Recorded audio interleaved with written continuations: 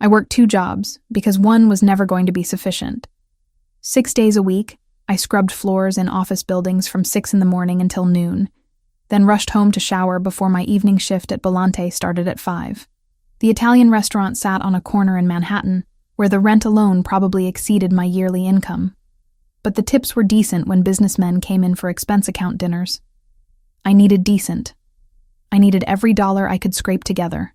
3 years. That's how long Derek Price had been part of my life. Part was the wrong word. Derek had consumed my life, swallowed it whole until I barely recognized the woman I'd been before him. Lily was only 7 when he moved into our cramped apartment in Queens, charming and attentive, bringing flowers and promising to help with bills. 6 months later, the flowers stopped. The promises turned into threats. The help became control. Thursday nights were usually slow at Bellante, giving me time to breathe between tables. I balanced 3 plates of pasta along my forearm, a skill I'd perfected over 2 years of working there, when the front door slammed open hard enough to rattle the wine glasses hanging above the bar. Derek stood in the entrance, rain dripping from his jacket onto the polished floor. His face was flushed, eyes bloodshot. I knew that look. He'd been drinking since afternoon, probably losing money at the poker game he pretended I didn't know about. Megan. My name came out slurred but loud. Several diners turned to look. Need to talk to you. Now. My hands trembled, nearly dropping the plates. I'm working. You need to leave. Don't tell me what to do. He weaved between tables, knocking into a chair.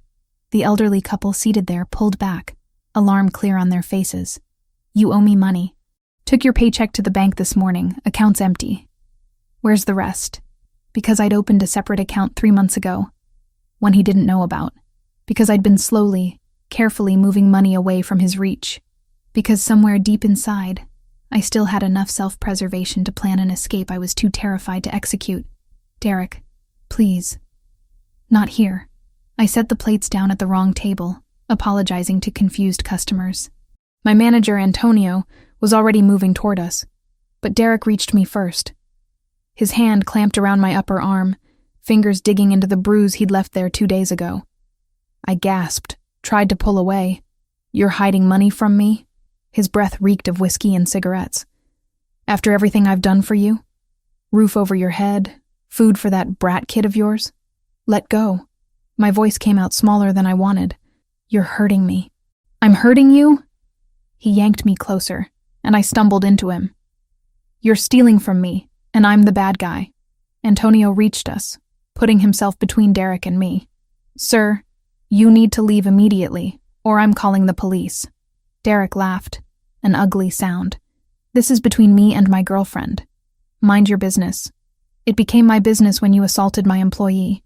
Antonio's voice stayed calm, but his hand moved to his phone. Leave now, or I'm making the call.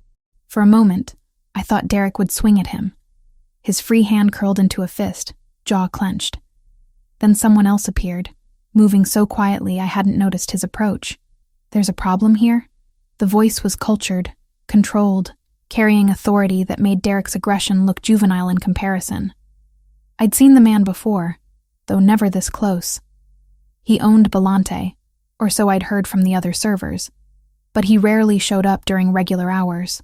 Tall, broad-shouldered, wearing a charcoal suit that probably cost more than my rent.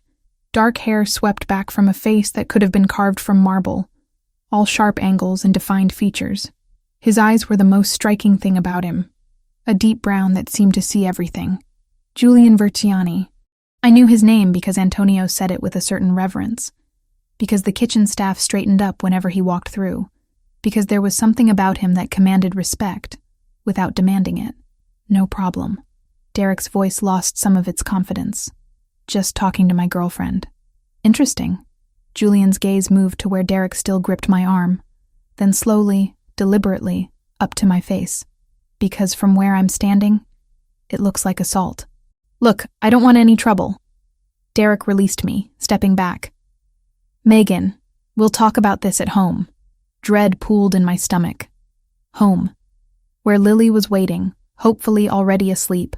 Where Derek's anger would find its full expression without witnesses to restrain him. She's not going anywhere until her shift ends at 11. Julian's tone didn't change, but something in it made Derek go very still. And when she does leave, you won't be waiting for her. Do we understand each other? You can't tell me what to do with my own girlfriend. I can tell you what happens in my establishment. Julian moved closer, and despite being roughly the same height as Derek, he seemed to tower over him. You've caused a disturbance, assaulted an employee, and upset my guests. If you're still on this property in 30 seconds, I'll have you removed. If you come back, ever, you'll regret it. The threat was delivered so calmly, it took a moment to register. Derek's face flushed darker, but he looked around the restaurant, at Antonio, at the security guard who'd materialized near the door, at Julian's unwavering stare. This isn't over, Megan. He backed toward the exit. We're going to have a long conversation when you get home. Then he was gone, the door swinging shut behind him. The restaurant erupted in whispers. I stood frozen, my arm throbbing where Derek's fingers had dug in, trying to process what had just happened. Megan. Julian's voice was gentler now, concerned. Are you all right? I'm fine. The lie came automatically. I'm so sorry. I'll get back to work. I'll make sure the tables he disturbed get complimentary desserts. I'll pay for it myself if... You'll do no such thing. He gestured to Antonio. Cover her tables for the rest of the night. Megan, come with me. Panic flared. No, please. I need this job. I can't afford to lose this job. You're not being fired. His hand hovered near my elbow, not touching, offering guidance without force. I'm getting ice for your arm and making sure you're actually all right. 2 minutes. Then you can decide if you want to finish your shift or go home. Home. The word sounded like a threat rather than a comfort. I followed him through the kitchen, past cooks who carefully didn't look at us, into a small office at the back. He pulled a first aid kit from a cabinet, extracted an ice pack, cracked it to activate the cold. May I? He gestured to my arm. I nodded, rolling up my sleeve. The bruise was already darkening, Derek's fingerprints clearly visible against my skin. Julian's jaw tightened, but he said nothing, just gently pressed the ice pack against the injury. How long? He asked quietly. I don't know what you mean. How long has he been hurting you? I wanted to lie, to maintain the fiction that Derek was just having a bad day, that this was an isolated incident, that I had everything under control. But sitting in that small office with a stranger who just defended me, showing more concern than anyone had in 3 years, the truth spilled out. 2.5 years. It wasn't always like this. At first, he was different. They always are. He pulled over a chair, sat down so we were at eye level. Do you have somewhere safe to go? Family? Friends? I shook my head. My mom died when I was 23. No siblings. Derek made sure I lost touch with my friends. Said they were bad influences, that they didn't understand our relationship. I laughed bitterly. Guess he was right about that last part. And your daughter? How old is she? 10, Lily. She's at home right now. Fresh worry struck me. I need to call her. Make sure she's okay. Use my phone. He handed me a cell phone, sleek and expensive. My hands shook as I dialed our landline. It rang 6 times before Lily answered, her voice small and scared. Mom? Hey, baby. Are you okay? Is Derek there? No, he left like 2 hours ago. Mom, I heard him yelling earlier. Is he mad at you again? Again. The word cut through me. My 10-year-old daughter shouldn't have to ask that question with such familiarity. Everything's fine, sweetheart. I just wanted to check on you. Did you eat dinner? Made a sandwich. When are you coming home? Not for a few more hours. Make sure the door is locked, okay? And if Derek comes back and he's angry, you go to your room and stay there. Promise me. I promise. Love you, Mom. Love you too, baby. I ended the call, handed the phone back to Julian. He'd heard every word, I knew, but he didn't comment on it. Take the night off, he said. I'll have someone drive you home. I can't. I need the money from tonight's shift. You'll be paid for the full shift. He stood, moved to his desk, pulled out a business card. This has my personal number. If you need help, if things escalate, call me. Anytime, day or night. I stared at the card, at the embossed numbers. at the offer of help from a man I didn't know. Why would you do that? You don't know me. Something flickered across his face, too quick to identify. Let's just say I have personal reasons for not tolerating men like Derek Price. Take the card, Megan. You might not need it, but you might. Better to have it. I slipped the card into my pocket, knowing I'd probably never use it. People like Julian Versiani didn't actually get involved in the messy lives of people like me. This was charity, guilt, the fleeting concern of someone who could afford to care for 5 minutes before moving on to more important matters. Thank you, I said, for everything. I should get back to work. Antonio's already covered your tables. Go home to your daughter. But Megan? He waited until I looked at him. If Derek is there when you arrive, don't go in. Call the police. Or call me. I nodded, not trusting my voice, and left through the back entrance. The subway ride home took 45 minutes. Plenty of time to replay the humiliation of the evening, to imagine what waited for me. Derek would be furious. He'd see my early arrival as proof of betrayal, as me choosing my job over him, as deserving of punishment. But when I quietly unlocked the apartment door at 8:30, the living room was empty. Derek's jacket was gone from its usual spot. His keys weren't on the counter. Mom? Lily emerged from her bedroom, and I pulled her into a tight hug. I'm home early. Surprise. She pulled back, studying my face with eyes too old for 10. Did Derek do something bad at your work? Don't worry about it, baby. Everything's fine. Another lie. But what else could I say? That her mother was trapped in a nightmare she was too afraid to escape. That I stayed because I didn't know where else to go, didn't know how to survive on my own with a child to support. That night, I lay awake listening for Derek's return, Julian Versiani's business card tucked under my pillow like a talisman against the darkness. I didn't believe he'd actually help if I called. But for the first time in years, someone had offered, someone had seen, and maybe that was the beginning of something. Derek didn't come home that Thursday night, or the next morning. By Friday afternoon, I'd convinced myself that maybe he'd actually listened, that Julian's warning had sunk in, that we might have a chance at peace. I was scrubbing bathroom tiles at the office building where I worked mornings when my phone rang. Unknown number. I almost didn't answer. Hello? Megan Collins? A woman's voice, professional and clipped. This is Stephanie from Queens Elementary. Your daughter Lily didn't show up for school today. We've been trying to reach you since 9 this morning. Ice flooded my veins. What? No, I dropped her off myself at 8:15. I watched her walk through the front doors. I'm looking at our attendance records right now. Lily was marked absent in homeroom, and none of her teachers have seen her. My hands shook so badly I nearly dropped the phone. I'm coming there right now. I didn't ask permission from my supervisor, just grabbed my jacket and ran. The subway took forever, every stop an eternity. I kept calling Lily's emergency cell phone, the cheap prepaid one I'd given her for safety. It went straight to voicemail every time. By the time I reached the school, it was nearly 2 o'clock. The principal met me in her office, concern etched into her features. Mrs. Collins, we've already contacted the police.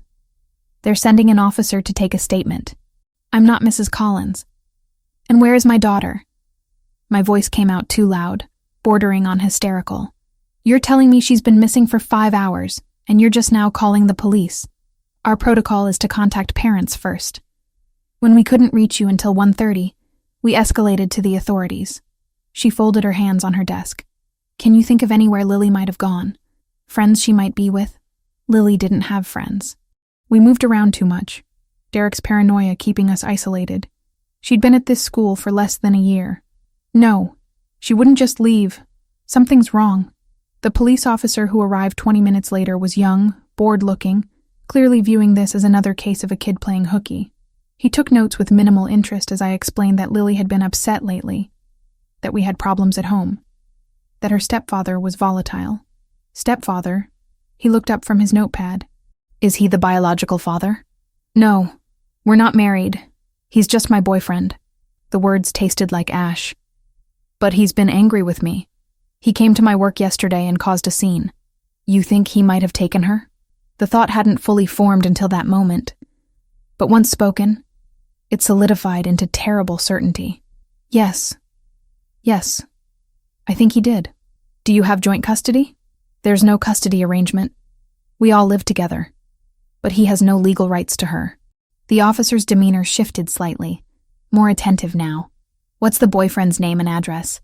I gave him everything I knew, including Derek's phone number, which went to voicemail when the officer tried calling. By the time I left the school at 4 o'clock, an Amber Alert had been issued. Lily's school photo would be on news stations by evening. I couldn't go back to the apartment. What if Derek came back with Lily? What if he was already there, waiting?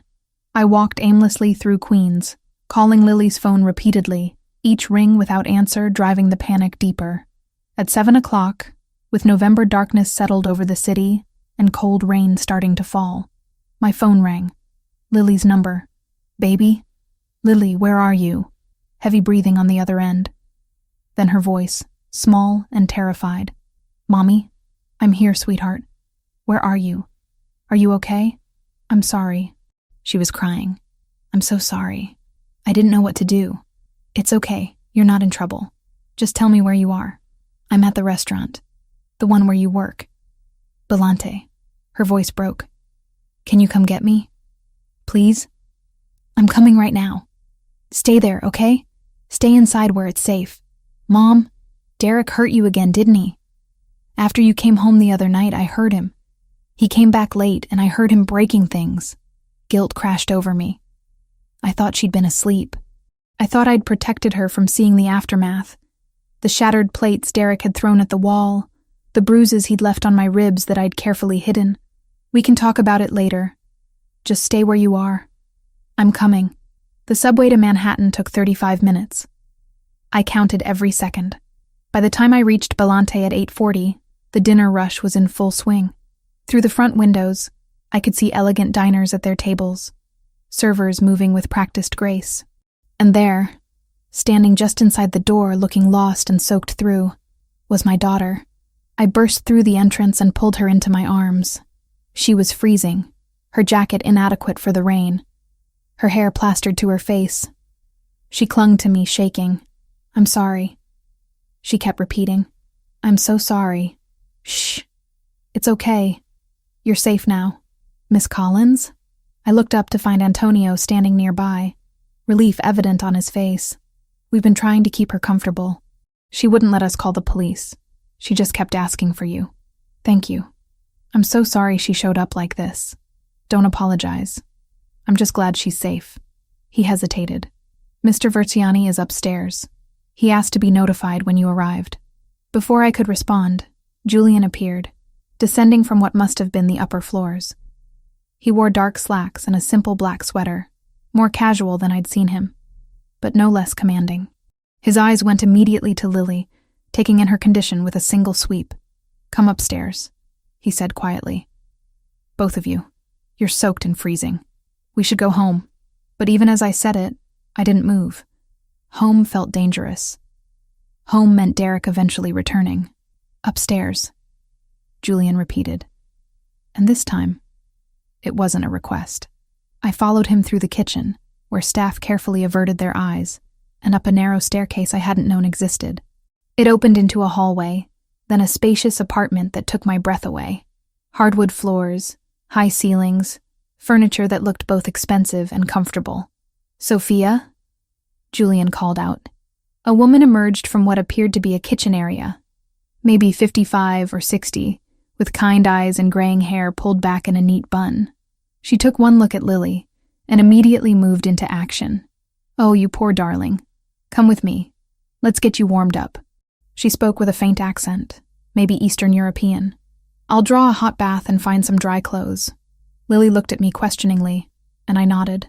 Sophia led her away, murmuring comforting words. Julian guided me to a leather couch, disappeared, and returned with a towel and a thick blanket. Dry off. Tell me what happened. So I did. All of it.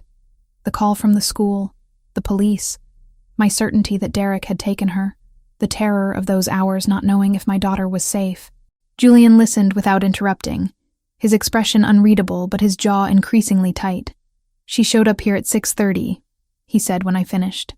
soaking wet, asking Sophia if this was the restaurant where you worked. She wouldn't say what happened, wouldn't let us call anyone, just said she needed to see you. I should have protected her better. I should have left Derek years ago. Stop. His voice was firm. You did what you thought was right to survive. That's not a failure. I put my daughter in danger. That's exactly what it is. Before Julian could respond, Sophia returned with Lily, now wearing an oversized sweater and sweatpants, hair wrapped in a towel. She looked impossibly small and young. I pulled her onto the couch beside me. Tell me what happened today, baby. She picked at the hem of her borrowed sweater. I went to school like normal, but during first period, Derek was outside. I saw him through the window. He was just standing there watching the building. My blood turned cold. You didn't go outside to him, did you? No, I was scared. He looked really mad. She twisted the fabric between her fingers. At lunch, he was still there. That's when I got really scared. I thought he was going to come in and hurt you, or take me somewhere, so I left through the back door by the gym. The security guard was helping some delivery guy, so he didn't see me. You've been out in the city alone since noon? I couldn't breathe. Lily, anything could have happened to you. I know, I'm sorry. I went to the library first because it's warm there. Then I tried to remember how to get to your restaurant. It took a long time on the subway. I got lost twice. Tears spilled down her cheeks. I didn't know what else to do. I thought if I told the police, Derek would find out, and he'd be even more mad at you. Julian had been standing near the window, but now he moved closer, crouching down to be at Lily's eye level. His voice was gentle when he spoke. You did exactly the right thing, Lily. Coming here was very smart and very brave. I messed everything up. Now Mom's in trouble and the police are looking for me and we're going to fix all of it. Julian interrupted. But first, I need you to answer some questions. Is that okay? Lily nodded, wiping at her eyes. Did Derek try to approach you at school? Did he say anything? No. He just stood there watching, but he had this look on his face. The same one he gets before he hurts Mom. Julian's expression darkened, but his tone remained calm. Have you seen that look before? Has he ever hurt you? No. He mostly just yells at me or tells me I'm stupid. But he hurts Mom a lot. My eyes burned. I'd tried so hard to hide it, to pretend everything was fine. Children always knew more than you wanted them to. Julian stood, pulling out his phone. I need to make a call. Stay here, both of you. He stepped into another room, but I could hear his voice, low and authoritative, speaking to someone named Anthony. I caught fragments. Surveillance footage. School perimeter. Find him before the police do. When he returned, his face was set in hard lines. Anthony is handling things. Derek will not be a problem much longer. What does that mean? It means, he said carefully, that sometimes problems are solved outside traditional channels. You don't need to worry about the details. I should have been frightened by the implication. Instead, I felt a wave of relief so intense it nearly knocked me over. Sophia emerged from the kitchen carrying a tray with steaming mugs. Hot chocolate, she announced, setting it down on the coffee table. With extra marshmallows for you, sweetheart. She smiled at Lily, who managed a small smile back. While Lily sipped her drink, gradually warming up and relaxing, Julian sat in a chair across from us and asked quiet questions. Where we lived, how long Derek had been part of our lives, if there was anywhere else we could stay, if I had family who could help. No to everything. You can't go back to that apartment, he said finally. Not tonight. We don't have anywhere else to go. You can stay here. I have guest rooms upstairs. I can't accept that. You've already done too much. Megan. He leaned forward, elbows on his knees. In approximately 2 hours, Derek is going to realize his intimidation tactic didn't work, that Lily got away and came to you. He will go to your apartment. What do you think happens then? I knew exactly what would happen. Derek's rage would be nuclear. He'd destroy everything, and if I was there when he arrived, I might not survive it. I'll call the police, have them meet us there. And they'll do what? Take a statement? File a report? Maybe issue a restraining order that Derek will ignore? His voice was measured, but firm. The system is designed to protect you after you're already hurt or dead. I'm offering protection now, before it gets to that point. Lily had been quiet, drinking her chocolate and petting a cat that had appeared from somewhere. But now she spoke up. Can you really make people disappear? The question hung in the air. Julian's eyes met mine, a silent question. How honest did I want him to be? Sometimes, he said carefully. Why do you ask? Because I want Derek to disappear. Her voice was matter-of-fact, too adult for a 10-year-old. I want him gone so he can't hurt my mom anymore. Lily, I started, but Julian held up a hand. That's a very serious thing to want. Do you understand what you're asking? I think so. She set down her mug. I know you're not a regular restaurant owner. Antonio and the other servers talk about you when they think people aren't listening. They say you're someone important. Someone who fixes problems. Julian's mouth quirked slightly. Smart girl. So can you? Make Derek go away? He looked at her for a long moment, then at me. Yes, I can make Derek go away, but your mother has to agree to let me help. It's her decision, not mine. They both turned to me, waiting. This was the moment. Say yes, and I'd be accepting help from someone clearly dangerous, someone who operated outside the law, someone whose methods I didn't want to think about too carefully. Say no, and I'd be taking Lily back to a situation that was spiraling toward violence. What would that help look like? I asked quietly. You and Lily stay here temporarily while Anthony and my people handle the situation with Derek. We'll make sure he understands that leaving you alone is in his best interest. We'll make arrangements for you to move somewhere he can't find you, get you resources to start over. And the cost? There is no cost. There's always a cost. Not this time. His eyes held mine. I told you. I have personal reasons for not tolerating men like Derek. This isn't charity, and it isn't me expecting something in return. It's me using resources I have to help someone who needs it. Sophia touched my shoulder gently. He means it. Julian doesn't offer unless he intends to follow through. And he wouldn't put a child in danger. I looked at Lily. Exhausted and vulnerable. Wrapped in borrowed clothes in a stranger's home. I thought about the apartment in Queens. The broken dishes I'd swept up. The bruises I'd covered with makeup. The years of walking on eggshells and hoping tomorrow would be better. Okay, I whispered. Help us. Julian nodded once, as if he'd expected nothing less. Sophia will show you to a guest room. Tomorrow we'll make permanent arrangements. For tonight, just rest. Sophia led us up another flight of stairs to a bedroom with a private bathroom. Fresh towels laid out. A bed that looked like heaven. She promised to bring up some of her daughter's old clothes for Lily to wear tomorrow. After she left, Lily climbed into the big bed, still wrapped in the oversized sweater. I lay down beside her, stroking her damp hair. Mom, are we going to be okay now? Yes, baby, we're going to be okay. I wasn't sure if I believed it. But lying there in a stranger's home, listening to my daughter's breathing slow as she finally felt safe enough to sleep, I thought maybe, just maybe, we had a chance.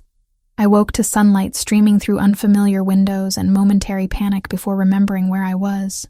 Lily slept beside me, one arm flung over her head, breathing deeply. Safe. We were safe. The clock on the nightstand read 9:30. I couldn't remember the last time I'd slept past 6 in the morning.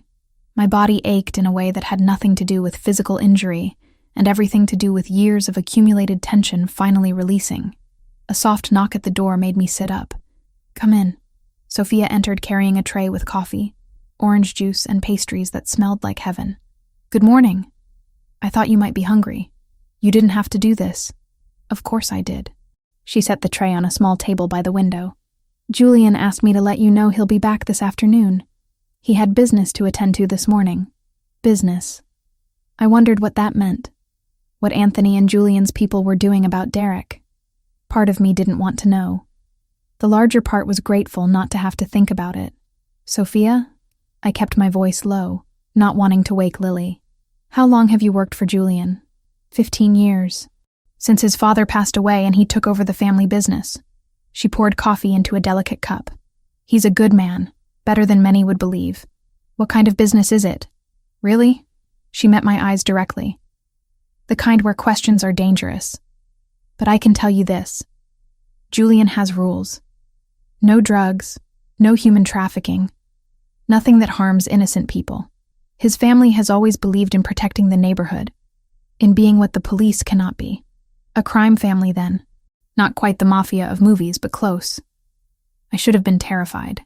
Instead, I felt oddly calm. He told me about his sister, I said. The one who died. Sophia's face softened. Maria. She was 16, beautiful and sweet. Fell in love with a boy who seemed charming at first. By the time Julian realized what was happening, she was already in too deep. The boy put her in the hospital twice. Julian tried to intervene, but she defended him, swore it wouldn't happen again. What happened? The boy killed her, strangled her in a parking lot after she tried to break up with him. Sophia's hands clenched. Julian found her body. He was 20 years old, had just started working with his father. That night changed everything. He made a vow that no woman under his protection would ever suffer like Maria did. My throat tightened. I'm sorry. Don't be sorry. Just understand that when Julian offers help, he means it. And when he promises someone will be safe, they will be. After Sophia left, I showered in the ensuite bathroom, marveling at water pressure that actually worked, at towels that weren't threadbare. I found clothes laid out on the bed when I emerged. Jeans that fit perfectly, a soft sweater in dark green, undergarments still in packages. Lily woke while I was getting dressed, stretching like a cat. Where are we? Still at the restaurant. In Mr. Verciani's apartment. Julian, she corrected. He said last night we should call him Julian. When did he say that? When you were in the bathroom and he brought me cookies. He's nice, Mom. Really nice. Not fake nice like Derek pretended to be. Children had instincts adults forgot to trust. Lily saw through Derek's charm within months, but I'd let hope blind me for years. We went downstairs to find Julian in the kitchen, cooking. He wore jeans and a black t-shirt, looking younger and more approachable than the suited businessman I'd first met. Good morning, he said, flipping what looked like an omelet. Hungry? You didn't have to cook for us. I enjoy cooking. Reminds me of my mother. He plated the omelet, added toast and fruit. Besides, we need to talk about next steps. We ate at the kitchen counter while Julian laid out the situation with clinical efficiency. Anthony had located Derek at a bar in Queens at 2 a.m, drunk and making threats about what he'd do when he found us. They'd intercepted him, had a conversation, made the consequences of pursuing us very clear. What kind of consequences? I asked. The kind that convinced him leaving New York was in his best interest. He'll be on a bus to Philadelphia by this evening with $500 in his pocket, and an understanding that returning here would be extremely unwise. Just like that? He'll just go? Julian's expression was unreadable. Derek has gambling debts, significant ones, with people far less patient than loan sharks. Anthony bought those debts this morning. Derek now owes me directly, and I've forgiven the debt in exchange for him leaving the city permanently. If he returns, the debt reinstates with interest, and collection methods become considerably less pleasant. I should have questioned the legality of it, the morality. Instead, I felt relief so profound it made me dizzy. There's more, Julian continued. Anthony pulled Derek's background. He has connections to the Russos, a rival organization, through his gambling. They're using him for information, paying off his debts in exchange for intelligence about anyone connected to me. I don't understand. How am I connected to you? You work at my restaurant. You're living in my home. You accepted my help. In Derek's desperation, he told them about you, about Lily, thinking the information might be valuable. Julian's voice was controlled, but anger simmered beneath. The Russos have been looking for leverage against me. A month ago, I cost them $3 million by tipping off the police about a shipment. They want revenge. Lily had been quietly eating her breakfast, but now she set down her fork. Are we in danger because of Derek? Julian crouched down to her eye level. Not if I can help it. But it means we need to be more careful than I initially thought. Derek is a problem I can solve easily. The Russos are more complicated, because they're like you, Lily said matter-of-factly. Powerful and dangerous. A ghost of a smile touched Julian's mouth. Exactly like me. Which is why I understand how they think. what they'll do next. What will they do? I asked. Depends on whether Derek already gave them detailed information. If so, they know where you lived, where Lily goes to school, your routines. They might see you as an asset to acquire, a way to manipulate me. This is insane. I stood, pacing the kitchen. Yesterday, my biggest problem was an abusive boyfriend. Now I'm apparently caught in some mob war? Not a war. A chess match. Julian stood as well. And I'm very good at chess. I don't want to be a chess piece. Then you'll be a protected player. There's a difference. Is there? I turned to face him. Because from where I'm standing, I've traded one prison for another. Derek controlled me through fear. You're controlling me through protection that comes with strings I don't even understand yet. Something flickered in his eyes. Hurt, maybe, or respect for my directness. You're right. I should have been clearer about the complexities before offering help. If you want to leave, I'll provide resources to get you and Lily somewhere safe, somewhere Derek and the Russos can't find you. New identities, financial support to start over. No strings. Really? You'd just let us disappear? Yes. Because forcing you to stay would make me no better than Derek. He moved closer, and I caught the scent of coffee, and something woodsy. Cedar, maybe. But I'd prefer you stayed. Not just because it's safer under my direct protection, but because I'd like the chance to prove that not all powerful men are predators. Lily tugged on my sleeve. Mom, I think we should stay. Baby, this is complicated. I know. But Julian makes you smile. Derek never did. She looked between us. And I feel safe here. I haven't felt safe in a really long time. Out of the mouths of children. I thought about the apartment in Queens, the broken dishes, the bruises, the constant vigilance. I thought about Derek's alcohol-soaked breath and the way he made me feel small and worthless. Then I looked at Julian, at this dangerous man who defended me without asking for anything in return, who'd taken in my daughter and made her hot chocolate, who'd admitted his own failures with such honesty. If we stay, I said slowly, I need ground rules. Full honesty about dangers we face. No keeping me in the dark for my own good. And I work for my keep. I'm not a charity case. Agreed on all counts. Julian extended his hand. Partners in this, not prisoner and captor. I shook his hand, feeling the warmth and strength of his grip. Partners. The rest of that Saturday passed in strange domesticity. Julian insisted on giving us a tour of the building. The restaurant occupied the ground floor, his office and meeting rooms were on the second floor, and his apartment took up the third and fourth floors. There were security cameras everywhere, guards positioned discreetly, layers of protection I hadn't noticed the night before. Is it always like this? I asked. The security? Yes. My father was killed in a parking lot outside his favorite restaurant. Shot twice in the back by a rival who thought murdering him would create a power vacuum. Julian's voice was matter-of-fact. I was 19, barely ready to take over. I learned quickly that visible power requires invisible protection. Lily explored the apartment with the enthusiasm of a child who'd spent too long in cramped spaces. She discovered Julian's library on the fourth floor and gasped at the floor-to-ceiling shelves.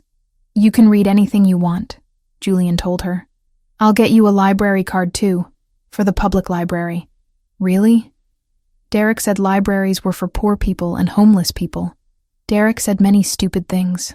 Julian pulled down a worn copy of something with a dragon on the cover. This was my favorite when I was your age. You're welcome to borrow it. Watching them together, I saw something shift in Julian's expression. He wasn't just protecting us out of guilt over his sister. He genuinely cared, was forming a connection with Lily that had nothing to do with obligation. That evening, after Lily fell asleep reading the dragon book in our guest room, I found Julian on the rooftop terrace I hadn't known existed. He stood at the railing, looking out over Manhattan's glittering skyline, a glass of whiskey in hand. Mine company? I asked. Please. He gestured to the empty space beside him. Can't sleep? Too much to process. Yesterday morning I was scrubbing toilets and worrying about rent. Now I'm hiding from organized crime in a mobster's penthouse. Alleged mobster. His mouth quirked. No convictions on my record. How does that work exactly? Everyone seems to know what you do, but you're never arrested. Careful operations. Good lawyers. Better relationships with people in positions to look the other way when my business doesn't harm their interests. He took a sip of whiskey. I'm not Robin Hood, Megan. I don't pretend my work is noble.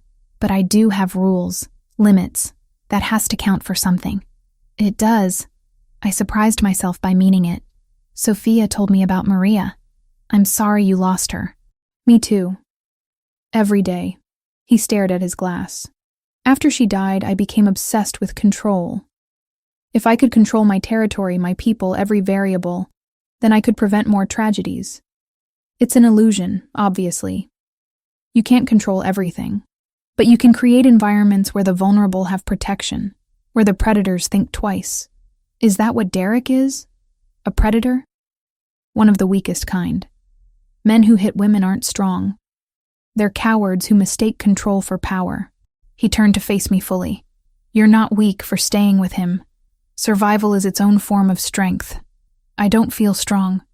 I feel like I failed my daughter every day I didn't leave. You're here now. That's what matters. His hand moved as if to touch my shoulder, then dropped. Tomorrow, I'll take you to retrieve anything you need from your apartment. Derek will be gone by then, and you'll have a police escort in case he left any surprises.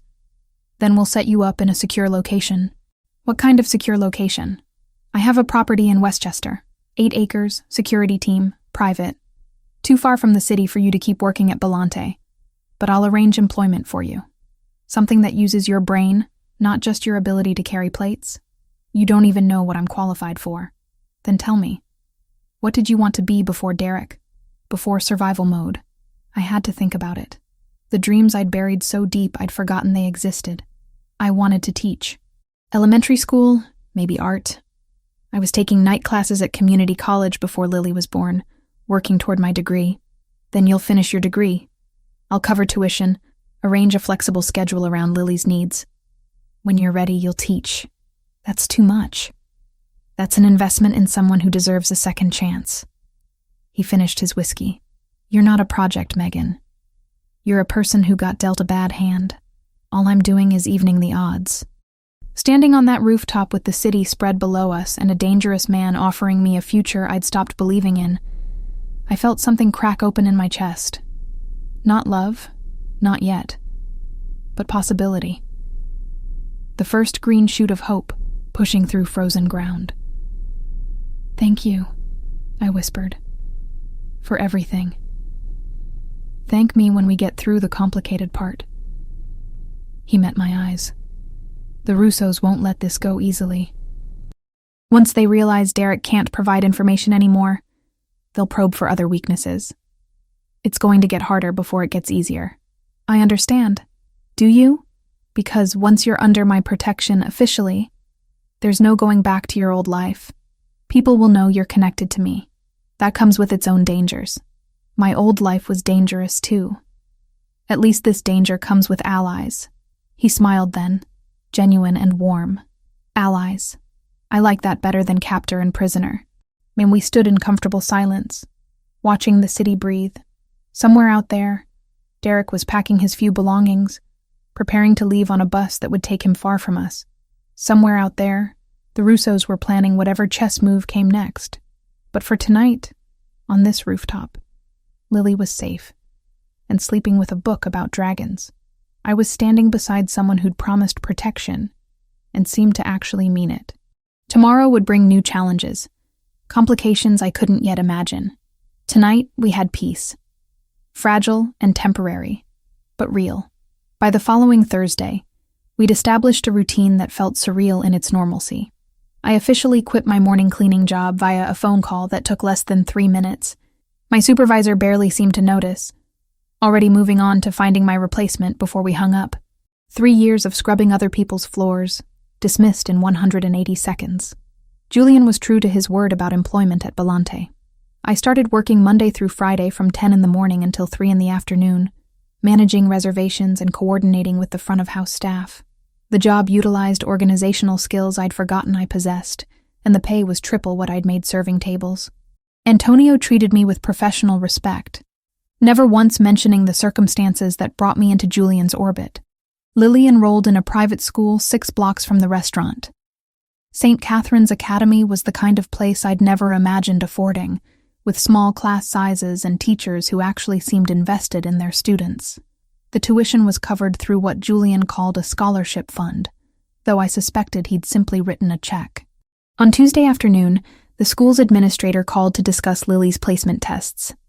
My daughter, who I'd worried was falling behind due to the chaos of our home life, was actually testing above grade level in reading and mathematics. The administrator suggested advancing her to 6th grade curriculum for those subjects. She's remarkably bright, Mrs. Harrison said warmly, and very articulate. You should be proud. I was proud, and angry at Derek for making me doubt my daughter's potential, for creating an environment where her intelligence was dismissed as irrelevant. That same Tuesday, Derek appeared at Belante during the lunch service. I was reviewing next week's reservations when Antonio rushed into the office, face pale. He's here, the boyfriend. He's demanding to see you. My hands trembled, pen clattering to the desk. Where's Julian? Meeting with suppliers. Won't be back for an hour. Antonio's hand moved to his phone. I'm calling the police. No. I stood, straightening my shoulders. I'll handle this. Megan, that's not safe. Then come with me. But I need to face him. I need to know I can. Antonio followed me to the dining room, staying close. Derek stood near the hostess station, looking worse than I'd seen him. His face was haggard, eyes bloodshot, clothes rumpled. He reeked of alcohol even from 10 feet away. There you are. His voice was too loud, drawing stares from diners. We need to talk, now. We have nothing to talk about. You need to leave. I'm not leaving until you listen. He took a step forward, and Antonio moved between us. This is between me and my girlfriend. I'm not your girlfriend. We're done, Derek. Completely done. Done? He laughed, the sound bitter and harsh. You don't get to decide that. You think you can just run off, hide behind some rich guy, and I'll disappear? Actually, yes. That's exactly what I think.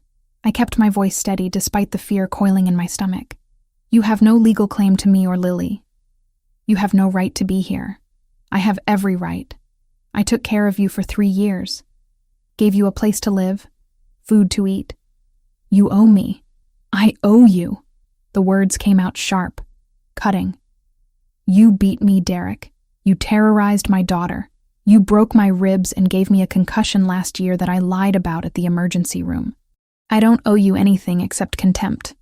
His face flushed dark red. You're making me sound like some kind of monster. If the description fits. He lunged forward, but Antonio was faster, catching his arm and twisting it behind his back with practiced efficiency. 2 security guards materialized from somewhere, flanking them. You're trespassing, Antonio said calmly. Leave voluntarily, or we'll have you arrested for assault and harassment. Derek struggled briefly, then went limp. This isn't over, Megan. You can't hide forever. Actually, a new voice cut through the tension. She can hide exactly as long as necessary. Julian stood in the restaurant entrance, flanked by Anthony and another man I didn't recognize. He moved through the space with deliberate purpose, and I watched Derek's bravado crumble. Mr. Versiani. Derek's voice lost its aggressive edge. Look, I just wanted to talk to her, that's all. No. Julian stopped a few feet away. You came here to intimidate her, to reassert control you never had the right to exercise in the first place. That ends now. You can't tell me what to do. I can, and I am. Julian's voice remained conversational, but something in his tone made the temperature in the room drop. You were offered a generous solution. Transportation out of the city, forgiveness of substantial debts, a clean slate. You accepted those terms. Yet here you are, violating our agreement. I changed my mind. That's unfortunate. Julian nodded to Anthony, who pulled out his phone and made a brief call. Because the people you owe money to, the ones whose debts I purchased, they're very interested in your current location. Derek's face went white. You can't do that. We had a deal. We did. You broke it. Julian's expression was carved from ice. You have 2 choices. Leave New York on the next available bus, or I return your debt to its original holders. They're significantly less patient than I am. They also don't have rules against violence. You're threatening me. I'm stating facts. Your debts total $43,000. The Russian organization that held them specializes in collections that involve broken bones and burned buildings. They're aware you have no assets, no income, no way to pay. What do you think happens next if I remove my protection? The silence stretched taut. Derek looked around wildly, at the security guards, at Antonio still holding his arm, at me standing behind Julian. You think you're so safe with him? Derek spat at me. He's worse than I ever was. At least I never pretended to be something I'm not. No, I said quietly. You just pretended you loved me while you made my life hell. Julian never pretended anything. He was honest about what he is from the beginning. This is insane. You're choosing a criminal over me? I'm choosing safety over abuse. There's a difference. Anthony stepped forward, phone in hand. The Russos are very interested in Mr. Price's location. Should I share it? Derek's resistance collapsed entirely. Fine, I'll go. But you're making a mistake, Megan. You'll regret this. The only thing I regret is not leaving you years ago. Security escorted Derek out through the front entrance. I watched through the window as they put him in a car, presumably heading to the bus station. My hands were shaking, adrenaline making my knees weak. Julian touched my elbow gently. Come upstairs. You need to sit down. I followed him to his apartment, where Sophia immediately appeared with water and a concerned expression. Julian guided me to the couch, sat beside me without crowding. I'm sorry, I said. I thought I could handle seeing him. I thought I'd feel stronger. You were incredibly strong. You stood your ground, told him the truth, didn't back down. His voice was warm with approval. That's not weakness, Megan. That's courage. I was terrified.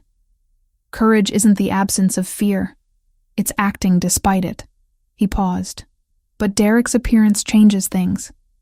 He knows you're here now, knows you're working for me. The Russos will learn this information if they haven't already. What does that mean? It means we need to accelerate our timeline. I was going to give you another week before moving you to the Westchester property. Let you and Lily adjust gradually. That's no longer viable. He pulled out his phone, scrolled through something. Anthony's already arranging the transfer. You'll move tomorrow, Friday. I'll come with you to get you settled. Tomorrow? But Lily just started school here. She's making friends, adjusting well. She'll transfer to the school near the property. It's also excellent, possibly better. Small class sizes, strong academic programs. Julian's tone was gentle but firm. I know this is disruptive, but your safety takes precedence over convenience. He was right, of course. I knew he was right, but the speed of it all made my head spin. 1 week ago, I was scrubbing floors and serving pasta. Now I was relocating to a secure compound because organized criminals might view me as leverage. What about Belante? I just started working here. You'll work remotely, managing online reservations and communications. Sophia can handle anything that requires physical presence. He hesitated. I'll also be spending more time in Westchester. My business doesn't require me to be in Manhattan constantly, and I'd prefer to maintain direct oversight of your security. You're rearranging your life because of us. I'm adjusting my schedule to protect people under my care. There's a difference. His hand covered mine briefly, warm and reassuring. This isn't a burden, Megan. It's a choice I'm making willingly. That evening I told Lily about the move over dinner that Sophia prepared. My daughter, resilient in ways that broke my heart, simply nodded. Will I have my own room?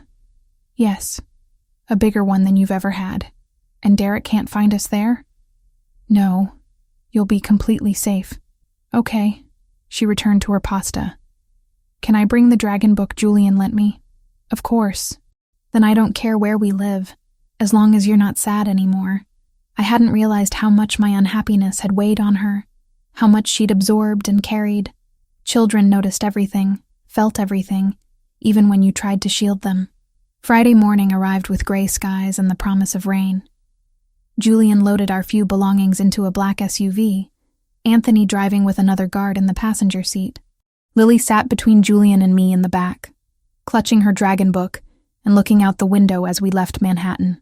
The drive took 45 minutes. Traffic light on a weekday morning. We exited the highway into suburban neighborhoods that gradually gave way to larger properties with more space between homes.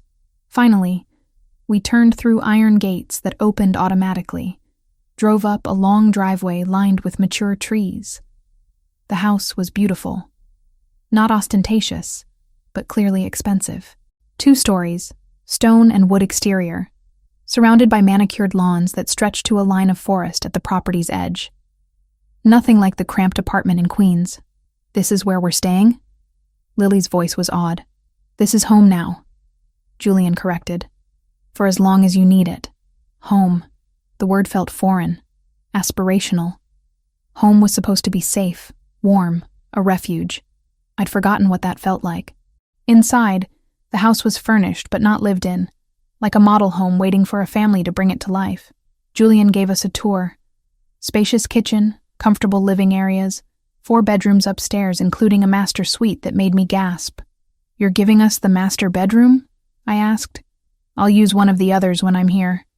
You and Lily need the space more." He opened a closet filled with clothes in various sizes. Sophia took the liberty of ordering basics. "If anything doesn't fit, or you need something else, just let her know." The gesture should have felt intrusive. Instead, it felt like someone had actually paid attention to our needs, anticipated them, tried to help. Lily claimed the bedroom next to mine, complete with built-in bookshelves and a window seat overlooking the garden. She immediately started arranging her few belongings, humming to herself. Julian found me in the master bedroom, staring out at the property. "What are you thinking? That this feels like a dream, or a trap? I can't decide which." "Neither. It's just a house, and you're just staying here until the situation stabilizes." He moved to stand beside me. "I know this is overwhelming. Too much change too fast. But you're safe here, Megan. That's what matters." "For how long? Days, weeks, years?" I turned to face him. "When does this end? When Derek is no longer a threat? When the Russos lose interest in using you against me? When you're strong enough to stand on your own?" His dark eyes held mine. "However long that takes." The honesty was both comforting and terrifying. No false promises, no guarantees of quick resolution. Just the truth. My life had been irrevocably changed, and there was no going back to what was before.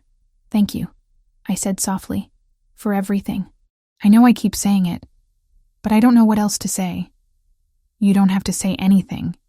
Just focus on healing, on building a life that's yours." He smiled slightly. "And maybe on letting Lily explore the property.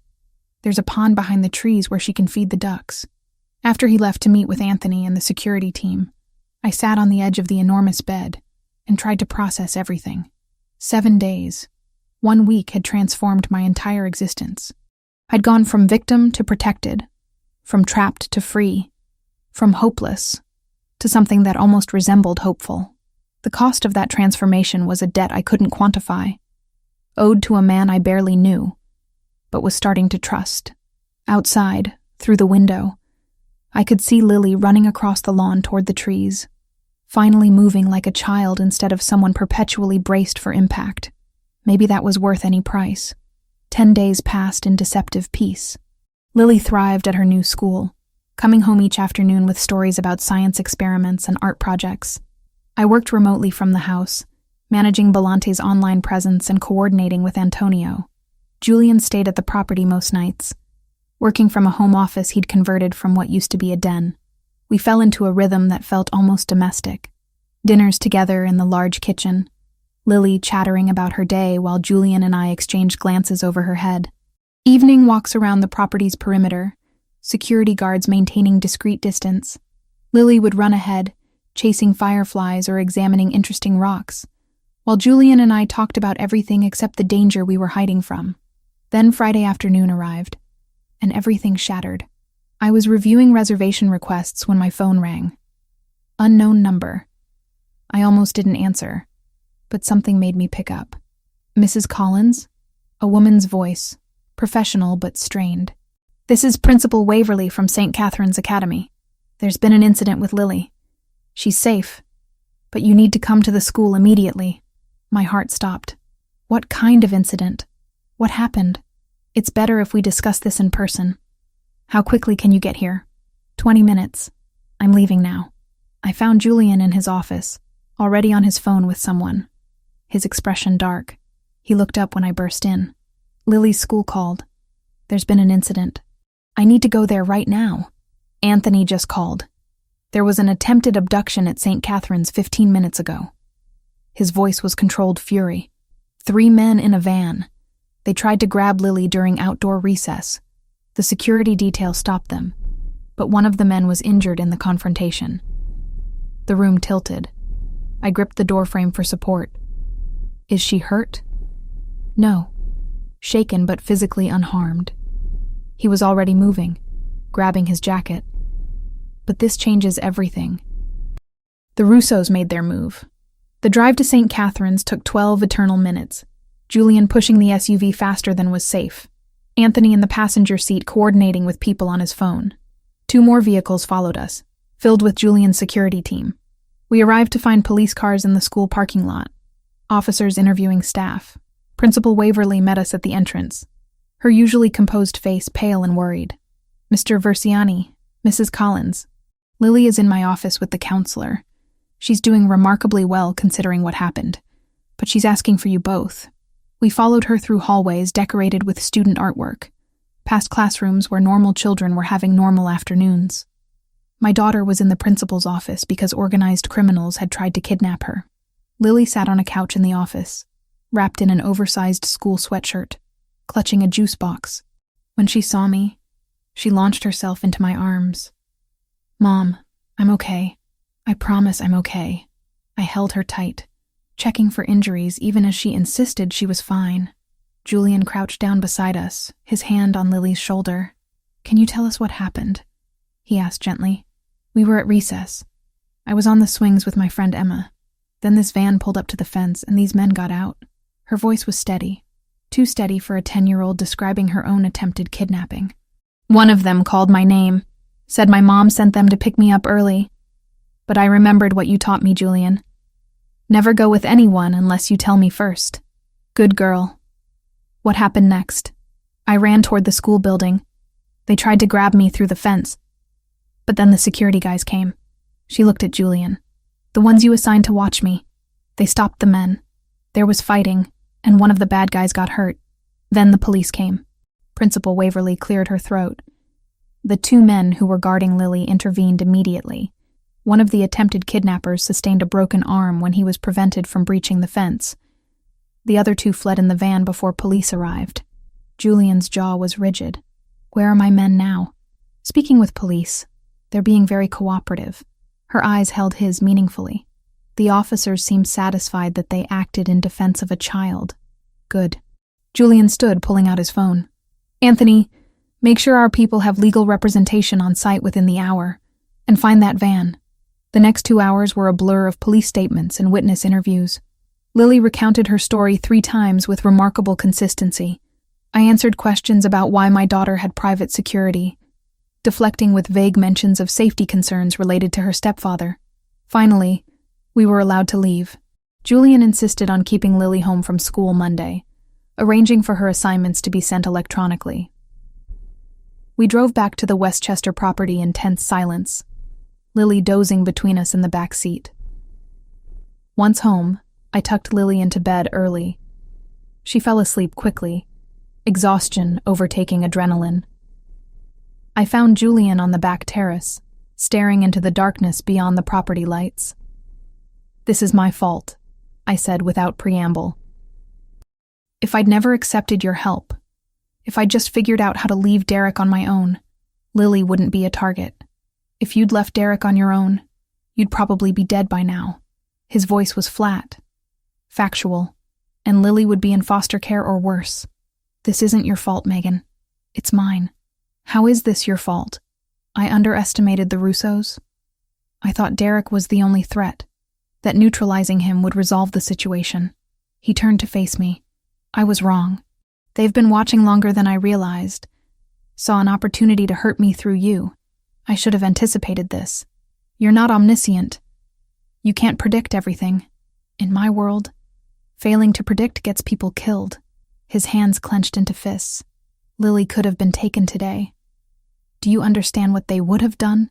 They'd have used her to force my compliance, to extract concessions, and when they were done with her as leverage, they'd have killed her to send a message. The cold recitation of facts made my blood freeze. So what do we do now? We end this. Permanently. He pulled out his phone, made a call. Anthony, it's time. Set up the meeting with Volkov. I want him and his lieutenants at the warehouse tomorrow night. Who's Volkov? Dmitry Volkov, leader of the Russian organization that's been causing problems. Julian's expression was carved from stone. Tomorrow night, we're going to have a conversation about boundaries and consequences. And you're coming with me. What? No, I'm not leaving Lily. Lily will have a full security detail here. Sophia's already on her way from Manhattan to stay with her. He moved closer. I need you there, Megan. I need the Russos to see what they tried to take, to understand the stakes of their actions. You want to use me as a prop in your criminal negotiations? I want them to see you as a person, not a faceless asset. I want Dmitry to look you in the eye and explain why he thought terrorizing your daughter was acceptable. His voice dropped. And I want you to see the end of the threat. No more looking over your shoulder. No more wondering when they'll try again. It should have terrified me, the prospect of facing the man who'd ordered my daughter's kidnapping. Instead, rage burned through the fear.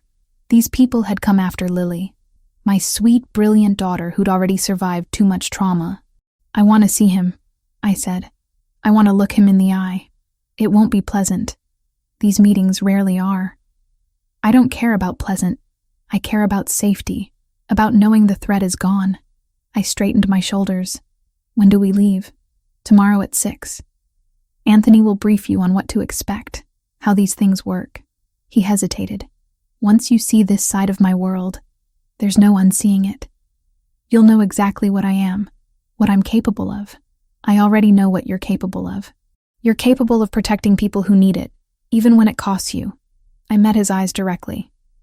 Show me the rest. I can handle it. Saturday evening arrived with heavy clouds promising rain. Sophia had arrived that afternoon, immediately taking charge of Lily with warm efficiency. My daughter seemed calm, almost unnaturally so, as if she'd already processed and filed away her traumatic experience. Be careful, Mom, she said, when I came to say goodbye. But make sure they know they can't hurt us anymore. I will, baby. Good. She returned to the puzzle Sophia had set up. Julian will keep you safe. He keeps everyone safe. The faith in her voice nearly broke me. She'd transferred all her trust from me to Julian, believing in his protection with the certainty of childhood innocence. The warehouse was an hour away, in an industrial area where questions weren't asked, and witnesses were scarce. We drove in a convoy of 3 vehicles. Anthony and 6 of Julian's men spread between them. I wore dark jeans and a jacket Julian had insisted on, nondescript and practical. When we arrive, stay close to me, Julian instructed as we pulled up to a nondescript building. Don't speak unless spoken to directly. These men respect strength, not timidity. But there's a line between strong and suicidal. Stay behind that line. Inside, the warehouse had been cleared except for a table and chairs in the center, surrounded by harsh industrial lighting. 4 men already waited, dressed in expensive suits that couldn't hide their dangerous nature. The one in the center was older, maybe 50, with cold blue eyes and a face that might have been handsome before violence and time weathered it. Dmitry Volkov. Julian's men fanned out, creating a clear perimeter. Julian guided me to stand slightly behind him, close enough for protection, but visible enough to be seen. The 2 groups faced each other across 10 feet of concrete floor. Versiani. Dmitry spoke first, his accent heavy. You requested this meeting. Here we are. Thank you for accepting. Julian's voice was all cold politeness. We have matters to discuss. Specifically, your organization's attempted kidnapping of a child yesterday afternoon. Child? Dmitry's expression was blank. I know nothing about a child. Lily Collins, 10 years old, attends St. Catherine's Academy. Julian's tone didn't change. 3 of your men attempted to abduct her during recess. 1 sustained a broken arm when my security stopped them. The other 2 fled but have been identified. You have proof these men work for me? I have their names, addresses, and the fact that they've been on my payroll for the past 18 months as informants. They reported directly to your lieutenant, Sergei Kuznetsov. Julian gestured to one of the men beside Dmitri. Would you like me to continue, or shall we dispense with the pretense? Dmitri's expression hardened. Perhaps some of my people acted without authorization. Overzealous. But you cost us $3 million, Versiani.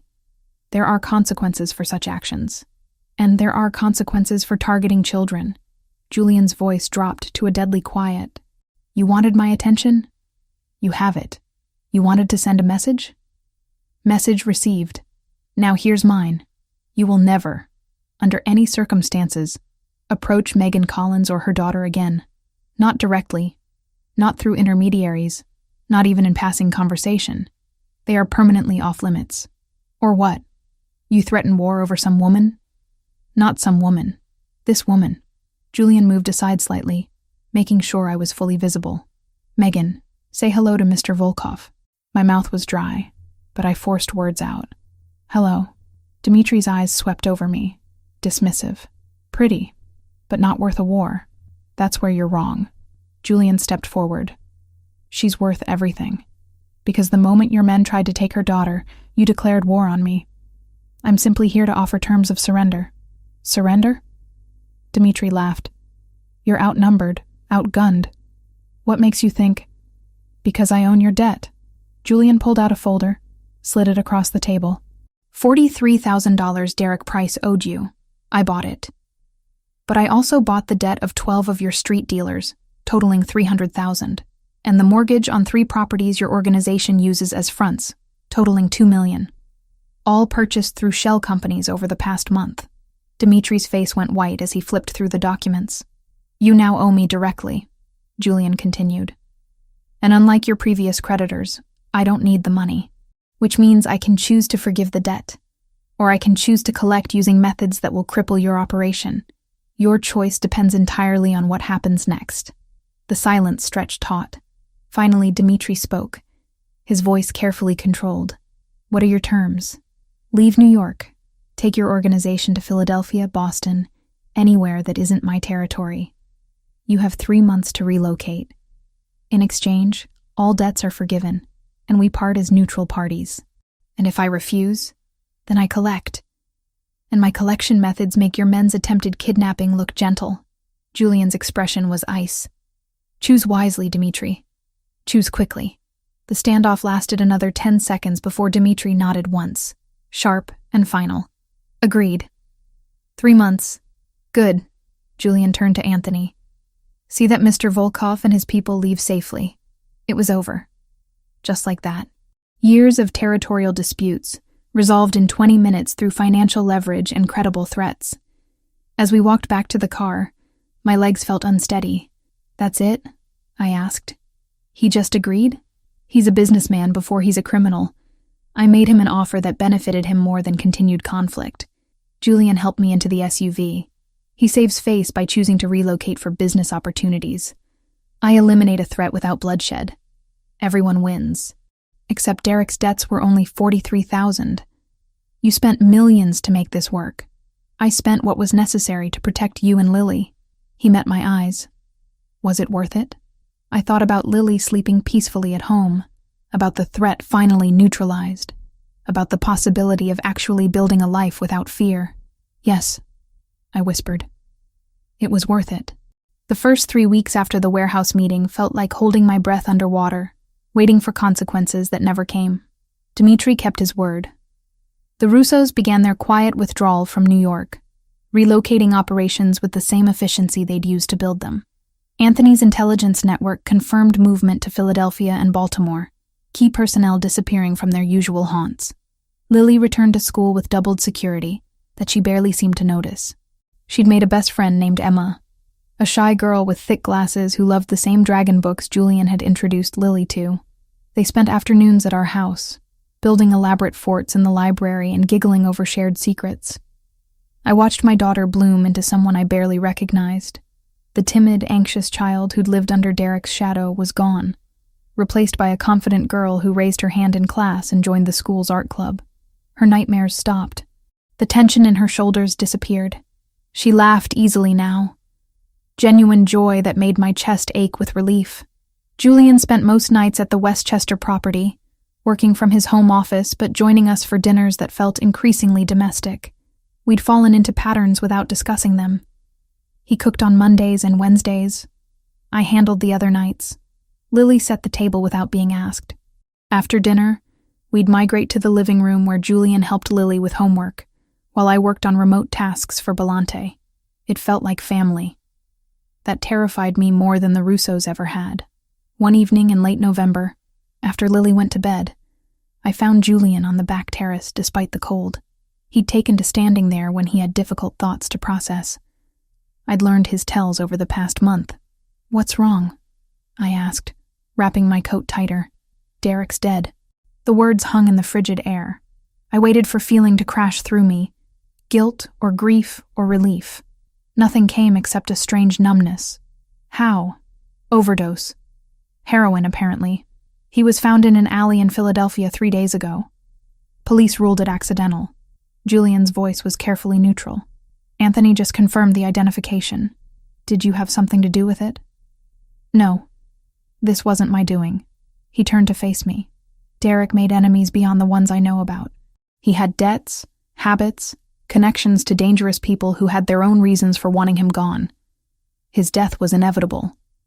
I just didn't predict the timing. I should have felt something. Derek had been part of my life for 3 years, the father figure in Lily's world during formative years, but all I felt was a door closing. Final and complete. Does Lily need to know? That's your decision. She never saw him as family. Never grieved losing him. Julian moved closer. But you might need to process this, even if you think you don't. I'm fine. You're always fine. Even when you're not. His hand touched my shoulder, warm through my coat. It's okay to have complicated feelings about this. That's when it hit me. Not grief, but staggering relief. Derek couldn't come back. Couldn't show up drunk at another restaurant. Couldn't track us down years from now. Couldn't hurt Lily ever again. The threat was permanently, irrevocably eliminated. I'm glad he's dead, I whispered. Does that make me terrible? It makes you human. He terrorized you for years. Relief is a natural response. Julian's thumb traced small circles on my shoulder. You're allowed to be glad the danger is gone. We stood in silence, the weight of Derek's death settling between us. Finally, Julian spoke again. There's something else we need to discuss. About your future. That sounds ominous. Not ominous. Just practical. He gestured toward the house. The threats are resolved. Derek is gone. The Russos are leaving. You're safe, which means you have choices now that you didn't have before. Understanding dawned cold and sharp. You're saying I can leave. That I don't need your protection anymore. I'm saying you have options. If you want to stay here, in this house, you're welcome indefinitely. If you want your own place, I'll help you find something secure and cover the initial costs until you're established. If you want to go back to school full-time, finish your degree, I'll arrange that. His expression was unreadable. You're not a prisoner, Megan. You never were. Now you have the freedom to choose what comes next. The offer was generous, thoughtful, everything I should want. Independence, autonomy, the chance to build a life on my own terms. So why did the prospect feel like loss rather than liberation? What do you want? I asked. That's not relevant. It is to me. He studied my face for a long moment. I want you to stay. Both of you. I want to keep having dinner together and helping Lily with her homework. I want to wake up knowing you're safe under my roof. His voice dropped. But I also want you to choose that freely. Not because you feel obligated or because you're still afraid. I'm not afraid anymore. Not of Derek, not of the Russos, not even of you. Then what are you afraid of? This. I gestured between us. Whatever this is becoming. The way Lily looks at you like you're her father. The way I've started depending on you being here. The way leaving feels impossible. Even though logically, it's the smart choice. Why is leaving the smart choice? Because you're a criminal, Julian. Because your world is dangerous. Because eventually something will happen that puts us at risk again. And I'll have to choose between your protection and Lily's safety. That's fair. He didn't look offended, just thoughtful. But consider this. Lily is safer with me than she'd be anywhere else. My world is dangerous, yes, but it's also controlled. I have resources, information networks, the ability to neutralize threats before they become critical. Can you say the same about living independently? So, I should stay because you're useful. You should stay because you want to. Because we're building something here that's real and worth protecting. His hand moved to cup my face. I'm falling in love with you, Megan. With you and Lily both. I have been since the night she showed up asking me to make someone disappear. I know that's complicated and probably unwelcome. But you asked for honesty. My breath caught. That's not fair. I know. But it's true. His thumb brushed my cheekbone. I'm not asking you to love me back. I'm just asking you to stay long enough to figure out what you actually want. Separate from fear or obligation. Before I could respond, the back door opened and Lily appeared in pajamas covered with cartoon dragons. Mom? Julian? I had a bad dream. We both turned immediately, parental instinct overriding everything else. Julian crouched down to her level. Want to tell us about it? Derek was back. He was hurting you and Mom couldn't stop him. She rubbed her eyes. But it was just a dream, right? He can't come back. Julian and I exchanged glances. This was the moment to tell her, to explain that Derek was permanently gone. Instead, Julian spoke first. He can't come back, sweetheart. I promise you that. You and your mom are safe here always. Okay. She accepted this with the simple faith of childhood. Can I sleep in Mom's room tonight? Of course, baby. I took Lily upstairs, got her settled in my bed, stroked her hair until she fell asleep. When I came back down, Julian was cleaning up the kitchen, a mundane domestic task that somehow felt more intimate than any confession of love. Thank you, I said, for not telling her about Derek yet. I need to find the right way. Take your time. There's no rush. He dried his hands, turned to face me. And Megan? Think about what I said. Not tonight, not tomorrow. But when you're ready, let me know what you decide. What if I'm never ready? What if I can't give you what you want? Then I'll accept that and be grateful for whatever you can give. He moved past me toward the stairs. Good night, Megan.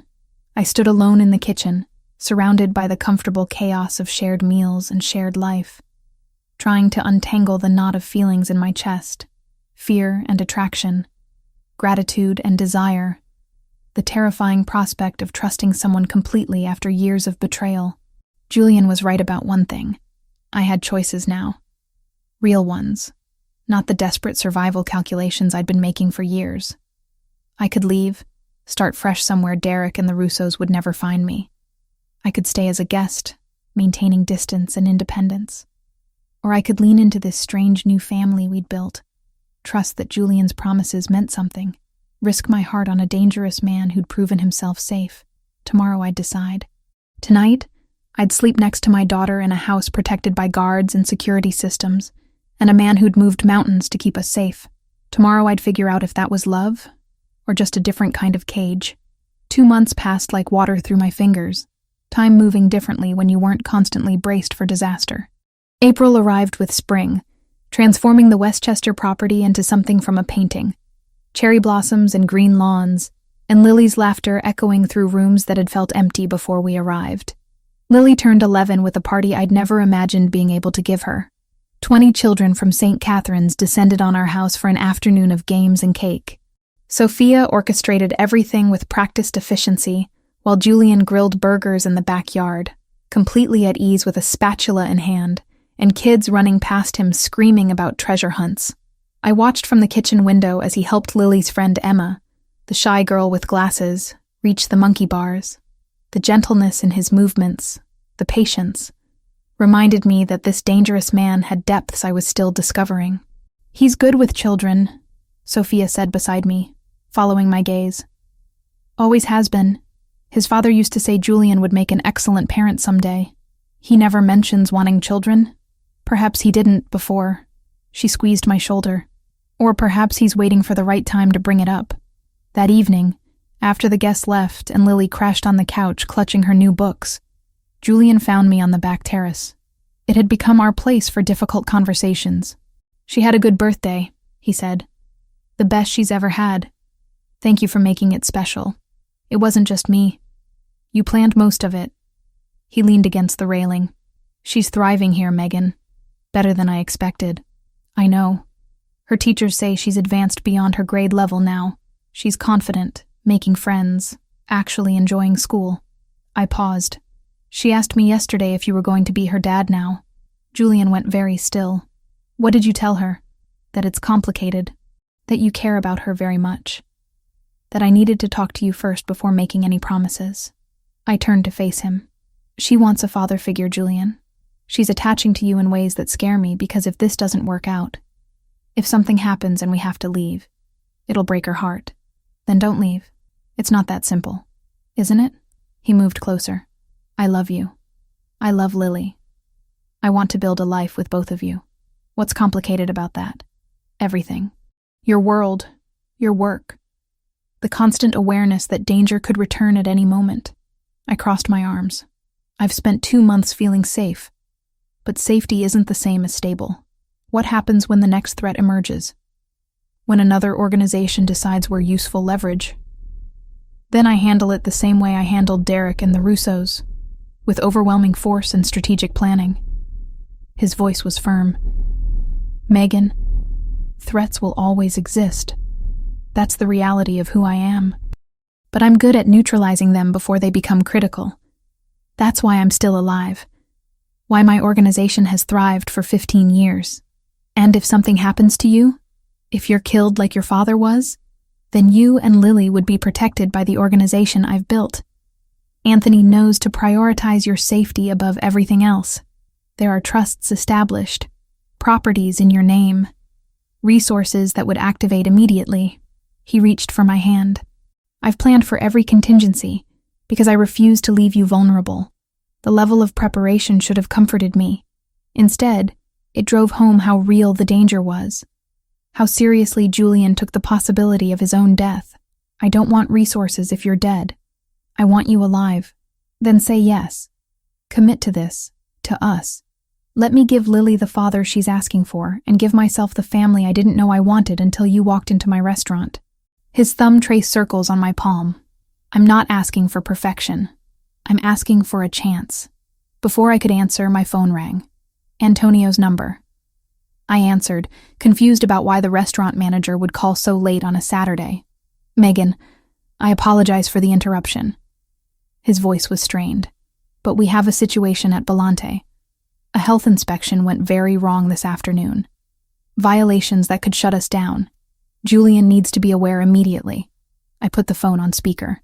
Julian's here. What happened? Someone filed complaints about sanitation and safety. The inspector who came was extremely thorough. Found things that, frankly, I don't believe exist. Rodent droppings in the kitchen. Expired food in the coolers. Improper storage. None of it is true. But it's all documented now. Antonio's frustration bled through. This feels orchestrated. Julian's expression darkened. Who filed the complaints? Anonymous. But the timing is suspicious.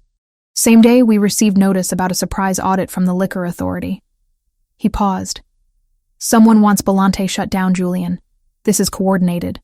I'll be there in an hour. Don't touch anything. Don't clean anything. And get our lawyer on site. Julian ended the call, already moving toward the house. I need to handle this. What do you think is happening? Either the Russos are retaliating despite our agreement, or someone new is testing my boundaries. He grabbed his jacket from inside. Stay here with Lily. Security will be on high alert. Let me come with you. I manage Belante remotely now. I should be there. Megan. I'm not helpless, Julian.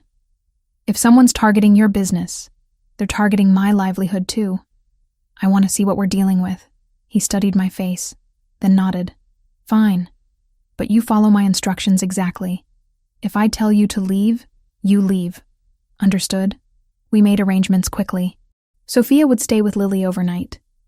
2 security guards would remain at the property while the rest accompanied us to Manhattan. The drive took 40 minutes.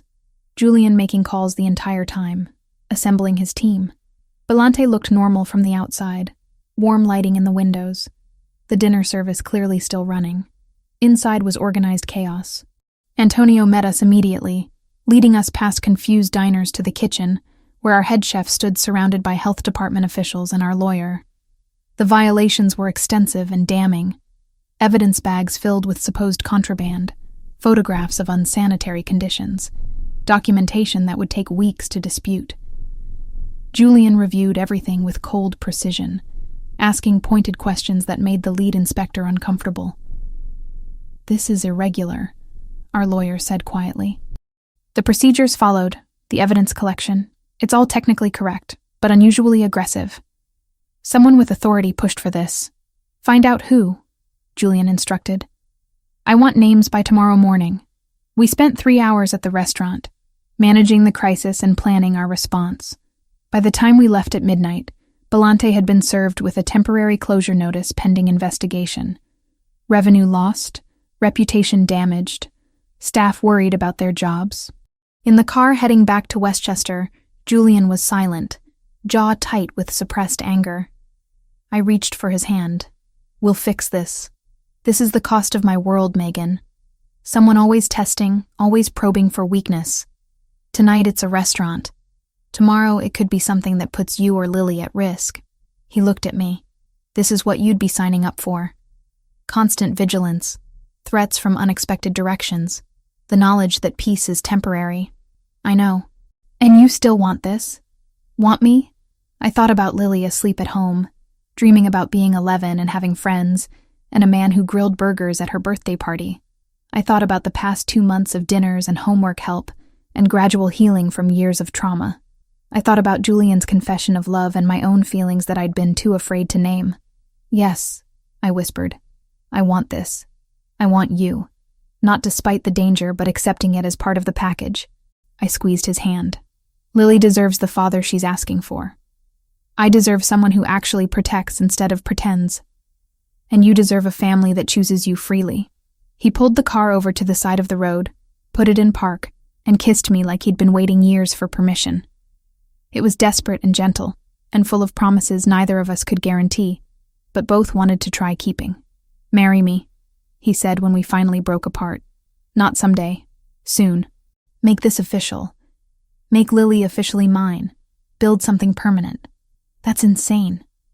We've known each other less than 3 months. I knew I wanted you after 3 days. The rest has just been waiting for you to catch up. His forehead rested against mine. "Say yes, Megan. Yes." The word came easier than it should have. Commitment made in a parked car on the side of a highway at 1 a.m. But it felt right, in a way nothing had in years. Reckless and terrifying, and absolutely correct.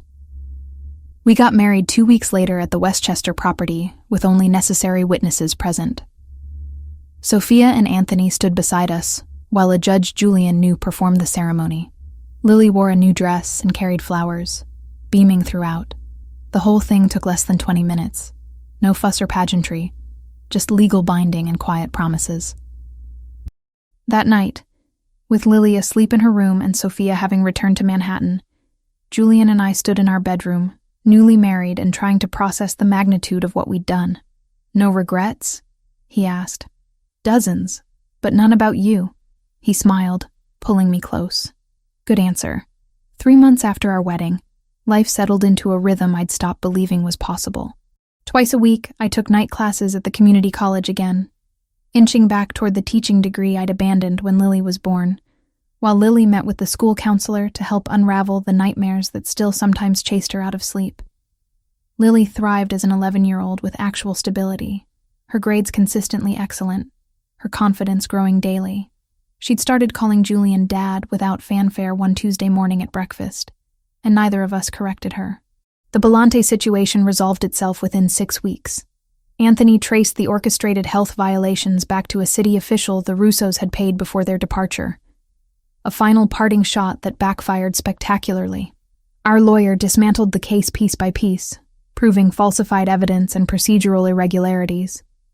The restaurant reopened with fanfare, better reviews than before, and a waiting list for reservations. I'd expanded my role beyond just managing Belante remotely. Julian now trusted me with oversight of 2 additional restaurants in his portfolio. Legitimate businesses that required actual business acumen rather than criminal connections. I discovered I was good at it, strategic thinking and problem-solving coming naturally once I wasn't operating from a place of constant fear. But mostly, I'd learned what it felt like to be loved without conditions or consequences. Julian never raised his voice, never made me feel small, never used his power to control me. When we disagreed, we talked. When I needed space, he gave it. When Lily needed both of us, we presented a united front. It was everything Derek had never been, everything I'd stopped hoping to find. One Saturday morning in July, I woke to find Julian's side of the bed empty. I found him in the kitchen making pancakes while Lily sat at the counter chattering about the summer camp she'd attended that week. The scene was so domestic, so normal, that it took my breath away. "Morning," Julian said, noticing me in the doorway. "Coffee's ready." "Thanks." I poured a cup, joined Lily at the counter. "What are we talking about?" "Emma invited me to her family's lake house next weekend. Can I go, please?" Lily's eyes were bright with hope. I looked at Julian, silently communicating the question. "Is it safe?" He gave an almost imperceptible nod. "If Julian thinks the security can be arranged, then yes." "Yes!" Lily pumped her fist. "Emma's mom said we could go kayaking and there's a rope swing and everything." After breakfast, while Lily video called Emma to plan their weekend, Julian and I retreated to the back terrace with fresh coffee. The July heat was already building, but under the shade of the pergola it was pleasant. "She's happy," I said. "Really, genuinely happy. I keep waiting for something to ruin it." "Nothing's going to ruin it." Julian's arm wrapped around my shoulders. "The threats are neutralized. Derek is gone. The Russos relocated. Your life is stable. You can stop waiting for disaster." "Can I?" "Your world doesn't exactly offer guarantees." "No world offers guarantees, Megan. Regular people face random violence, accidents, illness. At least in my world, I have resources to mitigate most threats before they become critical." He turned to face me. "You're safer with me than you'd be anywhere else. Do you believe that?" I thought about the past 7 months, about every threat that had emerged and been systematically eliminated, about the layers of protection surrounding us, the intelligence networks, the deterrent of Julian's reputation, about waking up each morning without fear clenching my stomach. "Yes," I said. "I believe it." "Good." He kissed my forehead. "Because I need to tell you something, and I don't want you to panic." My stomach dropped. That's a terrible way to start a sentence. Anthony received intelligence that Dmitry Volkov died last week. Heart attack, apparently natural causes, but convenient timing. Julian's voice was measured. His organization is fragmenting. There's a succession fight in Philadelphia that's turning violent. And that affects us how? It doesn't, directly. But it means the agreement I made with Dmitry is void. His successors might not honor the terms. He squeezed my shoulder. "I'm telling you because I promised transparency, not because there's immediate danger. Anthony's monitoring the situation. If any of the competing factions show interest in New York, we'll know before they make a move. So we're back to looking over our shoulders? We're back to being cautious. There's a difference." He guided my face to look at him. "Megan, this is what I meant about threats always existing. They evolve, change form, require constant vigilance. But that's why I have Anthony, why I maintain the networks I do. So when problems emerge, we handle them before they touch you or Lily." I wanted to argue, to demand absolute safety in a world that didn't offer it. Instead, I leaned into his solid presence and accepted the truth. I'd married into a life of managed risk, trusting Julian's ability to manage it. "Okay," I said quietly. "But if anyone threatens Lily again, I'm done being the protected civilian. I'm learning to shoot." He laughed, surprised and genuine. "I can arrange that. Anthony's an excellent instructor." "I'm serious, Julian. If this is my life now, our life, then I need to be able to protect myself and Lily when you're not here." "Agreed. We'll start training next week." He kissed me properly, thorough and claiming. "You're remarkable, you know that? Most people would be demanding to leave, to hide, to run. You're asking to learn how to fight. I spent 3 years being helpless. I'm done with that." I met his eyes. "Teach me how to survive in your world. All of it. not just the safe parts. Over the following weeks, I learned to shoot. Anthony took me to a private range twice a week, patiently teaching stance, breathing, aim. The first time I hit center mass on the target, I felt a surge of fierce satisfaction. This was power I controlled, safety I could provide.